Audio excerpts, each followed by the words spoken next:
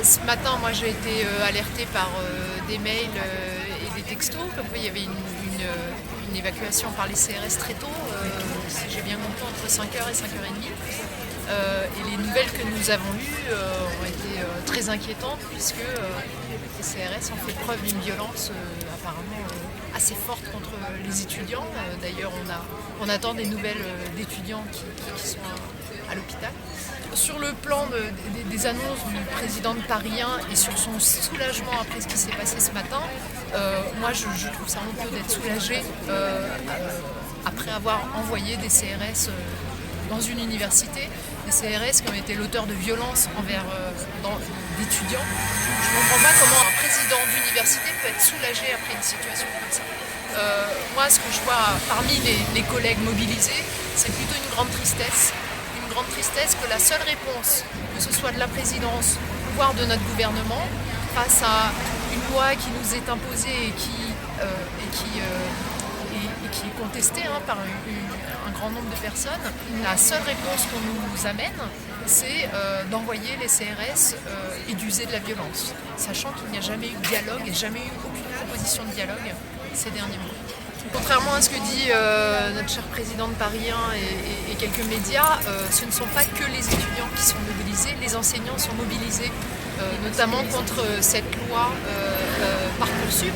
Les enseignants et les personnels administratifs de Paris 1, on est mobilisés depuis le mois de janvier à peu près. Voilà, nous avons participé aux manifestations, certains ont refusé de remonter les attendus au ministère, d'appliquer la loi. Et donc en fait c'est une mobilisation qui s'inscrit dans le temps depuis 3-4 mois. Voilà. Et par rapport au mouvement étudiant, donc c'est pas les enseignants qui sont à l'origine du blocage, mais en revanche c'est vrai que depuis le début de ce blocage, en tout cas à Tolbiac, les enseignants mobilisés ont soutenu ce blocage. Pourquoi ? Parce que c'est un moyen d'action et c'est un moyen de visibilité de la lutte. Les personnels de Paris 1 comme les étudiants sont en fait mobilisés depuis le mois de janvier.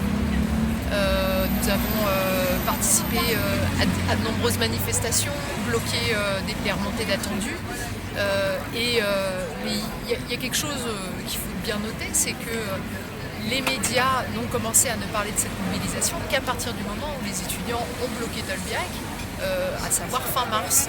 Donc pour nous, ce n'était pas une finalité de bloquer Tolbiac, mais les enseignants mobilisés ont soutenu les étudiants parce que ça a été un vrai moyen de visibilité. Par ailleurs, ça a été pour nous un lieu où on pouvait se réunir tous les jours, discuter, engager le débat, réfléchir aux moyens d'action, réfléchir à l'état de l'université aussi.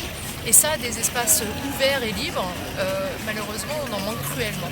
L'estimation du nombre d'enseignants mobilisés est difficile à faire parce que une mobilisation peut prendre plusieurs formes. Il y a des élus qui ont boycotté des conseils centraux, des réunions au niveau de l'université.